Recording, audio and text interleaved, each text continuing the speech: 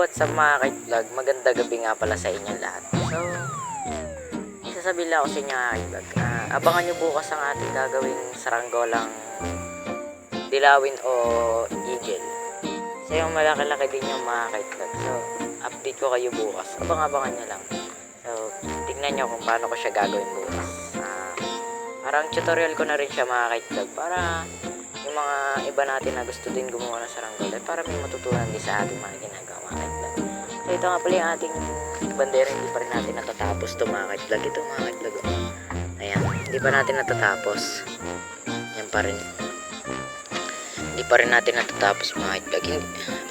Ibig ko ba sabihin, yari na siya sa plastic na ba, ayan, na plastika na, pero wala pa siyang mga kaitvlog ba, yung pangbaba niya ba, yung ganun. Pero eto mga kaitvlog, papakita ko sa inyo pala yung pinayas ko para sa natin bukas. Para sa natin bukas ba? Paggawa natin ng lawin o eagle na saranggola mga kaitvlog. Ito nga pala mga kaitvlog, yung mga kinayas natin kanina mga kaitvlog. So hindi ko na pala binidyohan yung pagkakayos ko nito kanina kasi medyo mahaba-habang video rin natin. Medyo mahaba-habang pag-edit din yung mga kaitvlog. So kinayos ko na para diretsuhan na agad bukas mga kaitvlog. Na lang, gagawin na lang natin to.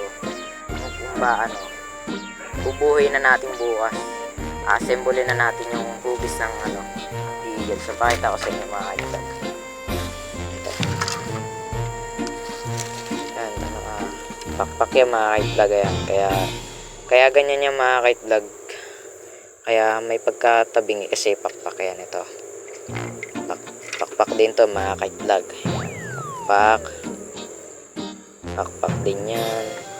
So parang lang mga kaitvlog, pinagdudugtong ko ba mga kaitvlog, yung pinagdudugtong sila.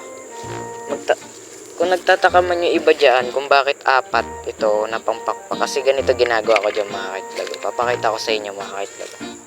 Papakita ko sa inyo. So mga kaitvlog, ito nga pala kung bakit tataka yung iba dyan kung bakit dala-dalawa yung bakit apat yung papakpak ko mga kaitvlog. Kasi ganito yung mga kaitvlog. Ayan. Diba? Ito mga kaitvlog. Apat sila. Meron ng dalawa doon pakpakpak. Bakit magtataka talaga kayo doon? Ganito kasi ginagawa ko dyan mga kaitvlog. Pinagdudugtong ko. Ganito. Ayan. So ayan na yung magiging